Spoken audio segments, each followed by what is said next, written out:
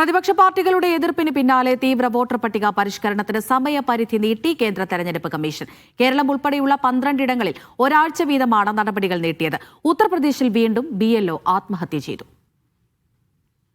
തദ്ദേശ തെരഞ്ഞെടുപ്പിനിടെയുള്ള തീവ്ര വോട്ടർ പട്ടിക പരിഷ്കരണത്തിന് സമയപരിധി നീട്ടണമെന്നാണ് BJP ഒഴികെയുള്ള സംസ്ഥാനത്തെ എല്ലാ രാഷ്ട്രീയ പാർട്ടികളും ആവശ്യപ്പെട്ടത്. സംസ്ഥാന സർക്കാരും CPM, കോൺഗ്രസ്, മുസ്ലിം ലീഗ് എന്നീ പാർട്ടികളും ആവശ്യമുന്നയിച്ച് സുപ്രീം കോടതിയെ സമീപിക്കുകയും ചെയ്തു. ഹർജിയിൽ നാളെ തൽസ്ഥിതി റിപ്പോർട്ട് സമർപ്പിക്കാൻ സുപ്രീം കോടതി തെരഞ്ഞെടുപ്പ് കമ്മീഷനോട് ആവശ്യപ്പെട്ടിരുന്നു. ഇതിന് പിന്നാലെയാണ് കേരളം ഉൾപ്പെടെയുള്ള 12 ഇടങ്ങളിൽ തീവ്ര വോട്ടർ പട്ടിക പരിഷ്കരണ നടപടികൾ ഒരാഴ്ച വീതം നീട്ടാനുള്ള കേന്ദ്ര തെരഞ്ഞെടുപ്പ് കമ്മീഷന്റെ തീരുമാനം. ഡിസംബർ 4 വരെ നിശ്ചയിച്ച ഫോം പൂരിപ്പിച്ച് നൽകാനുള്ള തീയതി 11ലേക്ക് നീട്ടി. കരട് വോട്ടർ പട്ടിക ഡിസംബർ 16 പ്രസിദ്ധീകരിക്കും. അന്തിമ വോട്ടർ പട്ടിക ഫെബ്രുവരി 14 പ്രസിദ്ധീകരിക്കും. നീട്ടിക്കിട്ടിയ സമയം കണ്ടെത്താൻ കഴിയാത്ത ആളുകളെ കണ്ടെത്താൻ ഉപയോഗിക്കുമെന്ന് കേരളത്തിലെ മുഖ്യ തെരഞ്ഞെടുപ്പ് ഓഫീസർ അറിയിച്ചു.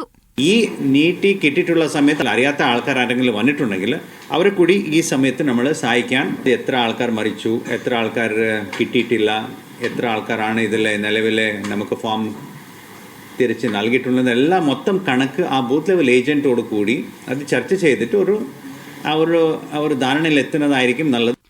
തീവ്ര വോട്ടർ പട്ടിക പരിഷ്കരണത്തിന്റെ സമയപരിധി നീട്ടിയത് CPM-ഉം കോൺഗ്രസും ഉൾപ്പെടെയുള്ള രാഷ്ട്രീയ പാർട്ടികൾ ഭാഗികമായി സ്വാഗതം ചെയ്തു. ഉത്തർപ്രദേശിൽ വീണ്ടും BLO ആത്മഹത്യ ചെയ്തു. മൊറാദാബാദ് സ്വദേശി സർവേഷ് സിംഗാണ് മരിച്ചത്. ജോലിഭാരം താങ്ങാനാകാതെ ജീവനൊടുക്കുന്നുവെന്ന് ആത്മഹത്യാക്കുറിപ്പിൽ പറയുന്നു. മീഡിയ 1, ഡൽഹി.